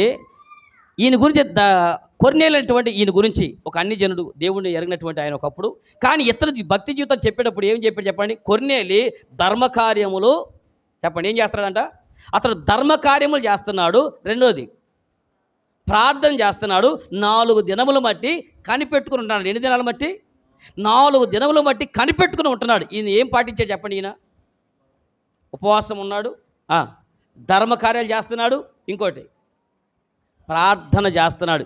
ఇతని గురించి మీరు ఆ ప్రారంభం రాసినప్పుడు కూడా ఇతను ధర్మకార్యాలు చేస్తున్నాడు, ప్రార్థనా పరుడు, అంతేకాదు దేవుని కొరకు కనిపెట్టుకునేటువంటి వాడు. యేసు ప్రభు ఏం చెప్పాడు? మీరైతే ధర్మము చేయనప్పుడు, మీరైతే ప్రార్థన చేయనప్పుడు, మీరైతే ఉపవాసం ఉన్నప్పుడు కొర్నేలు ఏం చేశాడు? నేనైతే ధర్మకార్యాలు చేస్తున్నాను, నేనైతే ప్రార్థన చేస్తున్నాను. నేను 4 దినముల నుంచి ఒక సేవకుడు కొరకు కనిపెట్టుకుని దేవుని యొక్క వాక్యాన్ని మోసుకొచ్చేటువంటి సేవకుడు కొరకు 4 దినములు ఆ ఇంట జనాలందరూ పోగు చేసి వాళ్ళు ఉపవాసంతో కనిపెట్టుకుని కూర్చున్నట్టు ఎదురు చూస్తూ ఉన్నారని దేవుడి కొరకండి. ఇలాంటిది ఈరోజు నీలో నాలో కూడా ఈ బలిపీఠం దగ్గర రాగానే మనకు 3 విషయాలు తెలుసుకోవాలి. ఏంటది? ఒకటి ధర్మ కార్యములు చేయాలి. అనగా దేవుడే తనకు దారదత్తంగా తన కుమారుని ఇచ్చినట్టుగా మనము కూడా ఆయన యందు విశ్వాసం మనం ఈ బలిపీఠం నేర్పే పాఠం ఏంటంటే, మనం ఇచ్చేటువంటి వారు మనసు కలిగినటువంటి వారిగా, సహాయం చేసే మనసు కలిగినట్టుగా, కష్టాలు ఉండవని ఆదుకునే వారిలాగా ఉండాలి తప్ప మనం ఎంతసేపు తీసుకునే మనసు కలిగి ఉండకూడదు. అలాగే రెండోది ప్రార్థన, మూడోది ఉపవాసం వలన మన దేహంలో మనం నలగొట్టుకుని, ఎదుటివాడి ఆకలి బాధ ఏంటో తెలియాలంటే ముందు మన దేహాలు మనము నలగొట్టుకుంటూ ఉండటం వలన ఎదుటివాడి కష్టము, ఎదుటివాడి బాధ తెలియటం వరకు దేవుడు మన ఉపవాసము అలవాటు చేశాడు. కాబట్టి ఉపవాసం యొక్క ఉద్దేశం ఏంటో రాబోయే దినంలో మనకు నేర్చుకుందాం. కానీ ఈ 3 విషయాలు మళ్ళీ బలిపీఠం దగ్గర మొదటి పాఠం ఏంటి? బలిపీఠం దగ్గర రాగానే 3 పేటల తాడు చెప్పావు. ఏంటి 3 పేటల తాడు? విశ్వాసము, నిరీక్షణ, ప్రేమ. ఇది 3 పేటల తాడు. మొదట 3 చూడగానే రెండో అంశంలో 3 విశ్వాస సంబంధమైనటువంటి మన వ్యక్తిగత జీవితానికి దేవుడు అనుసంధానం చేసిన 3 అంశాలు. అనగా ఈ 3 మన ఆత్మీయ జీవితానికి ఒక పునాదుల్లాగా ఉండాలి. ఎలాగునా? ఏంటి ఆ 3? ఒకటి ధర్మ కార్యములు. మనము ధర్మ కార్యాలు చేయాలి. ఏది బలిపీఠం దగ్గర నేర్చుకునే పాఠం ఏంటంటే, దేవుళ్ళలోకి వచ్చిన తర్వాత మనము ధర్మ కార్యములు చేయాలి. 2 ప్రార్థన చేయాలి. 3 ఉపవాసము కూడా ఉండాలి. ఇది దేవునిలోనికి వచ్చిన తరువాత నీవు నేను చేయవలసిన పాటించవలసిన ఉద్దేశాలు. కాబట్టి 3 అనే సంఖ్యలో ఈ 3 విషయాలను మనం ప్రస్తావన చేసుకుంటూ 3 పేటల తాడులాగా మనం ప్రేమ, నిరీక్షణ, విశ్వాసం కలిగి ఉందాం. అలాగే ఈ కలిగినటువంటి మనం కూడా ఈ 3టిని నిత్యము పాటిస్తూ అనేక ధర్మ కార్యములు, అనేక మంది విషయాల్లో మనం ప్రార్థన చేసేవాళ్ళుగా, అలాగనే మనం అనేక విషయాల్లో ఉపవాసం ఉండి మన శరీరం నలగగొట్టేవారుగా ఈ బలిపీఠం చూసి మనం కూడా దేవుని కొరకు నలిగిపోవాలి అనే సంగతిని నేర్చుకుందాం. అనేకులు మాదిరికరంగా ఉందాం. దేవుడి మాటలు దీవించునుగాక. ప్రార్థన చేసుకుందాం. అందరూ కూడా ప్రార్థనలోకి మహాపరిశుద్ధుడును, ప్రేమ కనికరము గల గొప్ప తండ్రి, మీ ఘనమైన అతి పరిశుద్ధ నామానికి వందనాలు, స్తుతులు, స్తోత్రాలు మా ప్రభుని యేసుక్రీస్తు నామములో చెల్లిస్తున్నాం. ఇదిగో నా ప్రభా, గడిచినటువంటి ప్రభా దినములు ఇచ్చిన క్షేమాన్ని బట్టి వందనాలు చెల్లిస్తున్నాం. ఇంతవరకు వాక్యంలో సహాయం చేసినందుకు మీకు వందనాలు. ఇదిగో నా ప్రభా, ప్రత్యక్ష గుడారము నా తండ్రి, అక్కడ బలిపీఠమును ప్రభా మీరు పెట్టారు. ఆ బలిపీఠం యొక్క కొలతల్లో నుంచి నాయన 3 అనేటువంటి సంఖ్యలో విశేషమైనటువంటి విషయాలు మాకు నేర్పిస్తూ వస్తున్నారు బాబు. నా తండ్రి 3 అనేటువంటి సంఖ్య ఆది కాండం ప్రారంభమై ప్రకటన గ్రంథ విషయం వరకు నా ప్రభు 66 పుస్తకాల్లో అనేక సందర్భాల్లో మీరు ప్రస్తావన చేశారు నాయన. 3 పేటల తాడు నా తండ్రి బలముగా ఉంటుందని, అలాగే నేను 3 విషయాలు 3 అంశములను గురించి విశ్వాస సంబంధ జీవితంలో కలిగి ఉండాలని, ఈ 3 విషయాలను ప్రభు మేము నేర్చుకుంటూ ఉండి ప్రభు నాయన మేము కూడా నా తండ్రి ప్రాణ ఆత్మ శరీరం కలిగినటువంటి ప్రభు త్రిత్వం కలిగినటువంటి వ్యక్తులుగా బ్రతుకుతున్నాం కనుక ప్రభు బలిపీఠంలో ఉన్నటువంటి అంశము మా జీవితంలో కూడా ఇట్టి బలిపీఠం అనుభవాలు కలిగి ఉండి మేము కూడా నా ప్రభు నిత్యము నేను సన్నిధిలో విశ్వాసంలో త్రుటిల్లకోకుండా ప్రభు మేము నిరీక్షణ కలిగినటువంటి వారిగా ప్రేమ కలిగి బ్రతికే వారిగా సహాయం చేయండి. అలాగే నా ప్రభు మేమైతే ధర్మము చేయనప్పుడు నా తండ్రి వాళ్ళు వీళ్ళకి లాగా వేషధారుల ధర్మము కాకుండా నాయన నువ్వు చూసే ధర్మం మేము చేసేటానికి సహాయం చేయండి. అలాగే మా ప్రార్థన వాళ్ళు చూస్తారు వీళ్ళు చూస్తారని వేరే వాళ్ళు చూస్తారని కాకుండా మీకు మాత్రమే వినబడే ప్రార్థన చేసే మనసు మాకు దయచేయండి. ఉపవాసముతో నా ప్రభు మా దేహములు నలగగొట్టుకుని ఎదుటివాడి కష్టాన్ని ఎదుటివాడి బాధను ప్రభు అర్థం చేసుకుని ప్రభు ఆత్మీయ జీవితంలోనైనా ఈ లౌకిక సంబంధమైనటువంటి విషయాలను జయించగలిగే ఆత్మ సంబంధ శక్తి రావాలంటే ఈ శరీరాన్ని ప్రభు మేము జయించినట్టుగా ఉపవాసం అలవాటు చేయండి. అలాగని మేము నా తన ఈ 3 విషయాలను ప్రభు ప్రస్తావన చేసుకుంటూ నేర్చుకుంటూ నాయన మా విశ్వాసంలో మేము నలగొట్టుకుని నా ప్రభు నీకు దగ్గరయ్యి అనేక ఆత్మలను ప్రభు నీ కొరకు సంపాదించడానికి సహాయం చేయమని ప్రార్థన చేస్తున్నాం. దినదినము నా ప్రభు వాత్సల్యత మీరు చూపిస్తున్నారు నాయన. మేము మీ కనికరమునకు పాత్రులుగా చేసినందుకు మీ కృతజ్ఞత స్తోత్రాలు. వచ్చిన ప్రతి బిడ్డపై అభిషేకము ఆత్మ కాపుదలని భద్రత ఉంచండి. వారి యొక్క ఆత్మీయ జీవితాలు బలిపీఠము దగ్గర మేము నేర్చుకుంటూ నా ప్రభు ఆయన ఇతరులకు మాదిరికరమైనటువంటి జీవితాలు జీవించినట్లుగా బలిపీఠ అనుభవాల్లో మమ్మల్ని బలపరచమని ప్రార్థన చేస్తున్నాం. ఆయన ఎంతోమంది ఆ యోబు యొక్క జీవితాన్ని బలిపీఠం దగ్గర నేర్చుకున్నాడు. అయ్యా బిడ్డల విషయంలో నా తండ్రి కుటుంబ విషయంలో అతను చేసినటువంటి ఆ బలిపీఠం అనుభవం నా ప్రభు అతని జీవితంలో ఎన్ని శ్రమలు వచ్చినా నా ప్రభు విశ్వాసంలో తొలగిపోలేదు, నిరీక్షణలో సన్నగిలలేదు. ఎప్పుడు తన స్నేహితుల మధ్య ప్రేమ చూపించడం అతను ఎప్పుడు తగ్గించలేదయ్యా.